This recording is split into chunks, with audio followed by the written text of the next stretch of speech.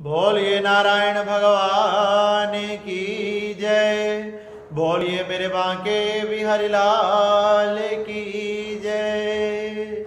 आप सभी को श्री रमा एकादशी की हार्दिक शुभकामनाएं। एक समय श्री युधिष्ठिर जी महाराज भगवान श्री कृष्ण के समीप जाकर पूछने लगे कि हे भगवान कृष्ण, हे वासुदेव, हे द्वारकाधीश, आप कृपया करके मुझे कृष्ण पक्ष की कार्तिक मास की एकादशी का क्या नाम है, इसकी क्या विधि है, क्या पूजा है और इसकी क्या कथा है, ये मैं सुनना चाहता हूं, आप कृपया करके बताएं। भगवान श्री कृष्ण कहने लगे, हे युधिष्ठिर जी महाराज, ये कथा बड़ी ही पवित्र है। कार्तिक मास के कृष्ण पक्ष की एकादशी का नाम रमा एकादशी है। ये बड़ी ही पवित्र तथा पुण्यों को देने वाली तथा समस्त प्रकार के सुखों प्रदान करने वाली है। इसी संबंध में मैं तुम्हें एक प्राचीन कथा सुनाता हूँ। एक समय राजा मुचकुंद नाम के राजा हुए, जो बड़े ही सत्यवादी तथा धर्म की राह पर चलने वाले थे। बड़े सत्यवादी धर्म की राह पर चलने वाले अपनी प्रजा की पुत्र की तरह, अपनी संतान की तरह पालन पोषण करते थे। सभी को एक दृष्टि से देखते थे, सदा धर्म यज्ञ तप आदि कार्य करते रहते थे। इस प्रकार से वह भगवान नारायण तथा विष्णु के भगत थे और भगवान की कृपा से उनके राज्य में किसी चीज की कोई कमी नहीं थी। निष्कंटक उनका राज्य था। भगवान की कृपा से एक समय उनके यहाँ एक बेटी का जन्म हुआ, जिस बेटी का नाम उन्होंने चंद्रभागा रखा और उस चंद्रभागा का विवाह राजा चंद्रसेन के पुत्र शोभन के साथ कर दिया गया।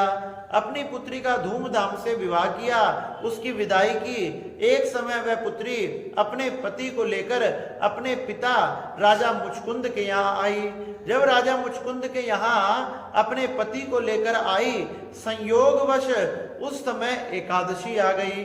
रमा एकादशी जब आ गई तथा जैसी एकादशी आई, उस पुत्री को चिंता होने लगी। कहने लगी कि मेरे पति तो थोड़े समय भी भूख को बर्दाश्त नहीं कर सकते, वह भूखे नहीं रह सकते। अब मैंने क्या करना चाहिए?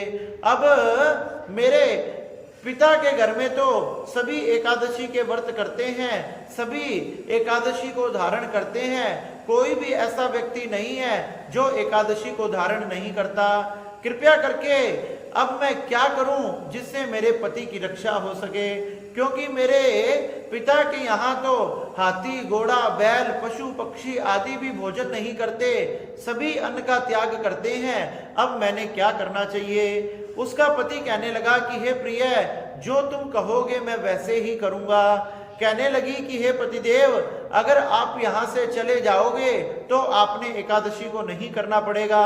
इस प्रकार से वह अपने पति को बार बार यही कहने लगी कि आपने यहाँ रहोगे तो इस एकादशी को धारण करना पड़ेगा। उसके पति ने कहा कि जो होगा सो देखा जाएगा, मैं यहाँ रहकर एकादशी को धारण करता हूँ। एकादशी को धारण उसके पति ने किया।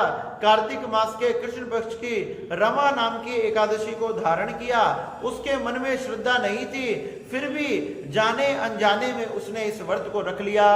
पूरा दिन व्यतीत होने लगा, उसे बहुत भूख प्यास लग रही थी, लेकिन फिर भी उसने कुछ अन्न का दाना तक नहीं खाया।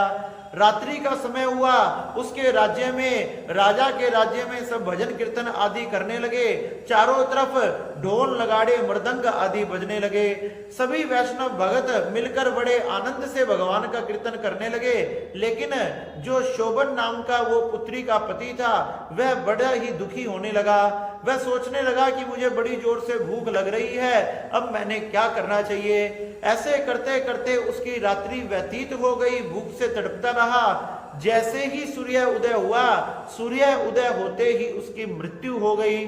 सूर्य उदय होते ही उसकी मृत्यु हुई। पुत्री को बड़ा दुख हुआ तथा पुत्री को बड़ा दुख हुआ तो राजा को इस बात का पता चला। राजा ने राज्य की सुंदर चंदन की लकड़ियां मंगाई और सुंदर राज्य के तरीके से ही उसका राज विधि से अंतिम संस्कार किया गया। अंतिम संस्कार किया गया तथा उसकी पुत्री भी उस चिता के साथ भस्म होना चाहती थी, अपने आप को सती करना चाहती थी, लेकिन राजा मुचकुंद ने अपनी पुत्री लिया। अब तो राजा की पुत्री अपने पिता के महलों में रहकर भगवान की पूजा पाठ करने लगी, भगवान के एकादशियों के व्रत धारण करने लगी। उधर उसके पति को एकादशी के व्रत के प्रभाव से जो जाने अनजाने में ही हुआ, मंदराचल पर्वत के शिखर पर एक सुंदर भवन प्राप्त हुआ। इतना सुंदर भवन, उसमें से सहस्त्रों सूर्यों के समान तेज निकलता था। उसमें दास दासियां, सेवक सेविका, नृत्य गान आदि करने वाले बहुत से लोग विराजमान थे। उस शोभन को वहां का राजा बना दिया गया तथा सेवक सेविकाएं, दास दासी हमेशा उसकी सेवा में हाजिर रहते थे। उसके आगे नृत्य गीत आदि होता रहता था। इस तरह से शोभन उस सुंदर मंदराचल पर्वत के शिखर पर सुंदर नगर में रहने लगा। एक दिन मुचकुंद राजा के राज्य में से एक सोम शर्मा नाम का ब्राह्मण यात्रा करने के लिए निकला। तो यात्रा करते करते करते करते उसके रास्ते में वह मंदराचल पर्वत आ गया। मंदराचल पर्वत के शिखर पर जैसे ही वह पहुंचा, उसने देखा कि इतना सुंदर नगर किसका है। उस नगर में जैसे ही प्रविष्ट किया, उस नगर के महलों के अंदर शोभन बैठा हुआ था। सोम शर्मा ने पहचान लिया, अरे ये तो हमारे राजा की पुत्री का पति है, ये यहाँ क्या कर रहा है। सोम शर्मा उसके पास गया। शोभन ने जैसे ही देखा कि ये तो मेरे ससुर के राज्य का ब्राह्मण है, उन्होंने उठकर नमस्कार किया, प्रणाम किया, सुंदर आसन पर बिठाया। कहने लगे, ब्राह्मण ने पूछा कि हे पुत्र, आपको ये राज्य है, ये सुंदर नगर, ये दास दासियां, सेवक सेविकाएं किस प्रकार से प्राप्त हुई। जब शोभन कहने लगा, मुझे ये सब कार्तिक मास के कृष्ण पक्ष की रमा एकादशी के प्रभाव से प्राप्त हुई, लेकिन ये स्थिर नहीं है, ये अस्थिर है। कहने लगे, ये स्थिर कैसे होगी। कहने लगे, इसे केवल मेरी पत्नी ही स्थिर कर सकती है, ये हमेशा हमेशा के लिए हम फिर इसका सुख भोगेंगे, इसका उपाय केवल वही जानती है। अगर आप मेरी पत्नी को जाकर ये सब बात बता दो तो ये राज्य मेरा स्थिर हो जाएगा, जो अब स्थिर है। ब्राह्मण ने कहा कि तुम चिंता मत करो। वह अपने राजा मुचकुंद के राज्य में गया और जाकर राजा की पुत्री चंद्रभागा को उसके पति की खबर बताई कि हे पुत्री, मैंने तेरे पति शोभन के दर्शन किए, जो मंदराचल पर्वत के शिखर पर सुंदर नगर में रहता है। बड़ा सुंदर नगर है, सेवक सेविकाएं हैं, सुंदर उसका शरीर है, तथा उसने संदेश भेजा है कि ये जो नगर है वो स्थिर नहीं है, उसे स्थिर कर दो। पुत्री कहने लगी कि हे ब्राह्मण देवता, आप मुझे वहां ले चलिए, मैं अपने व्रत के प्रभाव से उसे स्थिर कर दूंगी, उसे अटल कर दूंगी, वह निष्कंटक राज्य हो जाएगा, निष्कंटक नगर हो जाएगा। वो कहने लगे कि ब्राह्मण देवता, चलो पुत्री मेरे साथ, मैं आपको वहां लेकर चलता हूं। मंदराचल पर्वत के पास ही एक वामदेव नाम के सुंदर ब्राह्मण रहते थे। राजा की पुत्री चंद्रभागा को उनके पास लेकर गए। उस ब्राह्मण देवता ने वेद मंत्रों से उसका अभिषेक किया, वेद मंत्रों से अभिषेक किया, सुंदर मंत्रों का जाप किया। वेद ध्वनि से, वेद मंत्रों आदि से जब उसका अभिषेक हुआ तो उसको दिव्य गति की प्राप्ति हुई। दिव्य गति प्राप्त कर तथा उसके बाद सुंदर शरीर को धारण कर वह अपने पति जो मंदराचल पर्वत के शिखर पर रहते थे वहां पहुंच गई। उनके पति अपनी पत्नी चंद्रभागा को देखकर बड़े प्रसन्न हुए, उसका स्वागत किया तथा नगर में पहुंचते ही उसकी पत्नी चंद्रभागा ने शोभन के नगर को हाथ में जल लेकर और कार्तिक मास के कृष्ण पक्ष की रमा एकादशी के व्रत के प्रभाव से उसे निष्कंटक बना दिया, उसे स्थिर बना दिया। भगवान श्री कृष्ण कहने लगे कि हे युधिष्ठिर जी महाराज, कार्तिक मास की रमा एकादशी का व्रत जो धारण करता है उसे समस्त प्रकार के सुखों की प्राप्ति होती है, उसे राज सुख, धनदान आदि ऐश्वर्य की प्राप्ति होती है, उसके घर परिवार में किसी चीज की कोई कमी नहीं रहती, और तो और जन्म जन्मांतर के पाप नष्ट हो जाते हैं और उन्हें शोभन की तरह ही सुंदर नगर की प्राप्ति और मेरे चरणों की प्राप्ति और समस्त सुखों को भोगते हुए अंततः वैकुंठ की प्राप्ति होती है।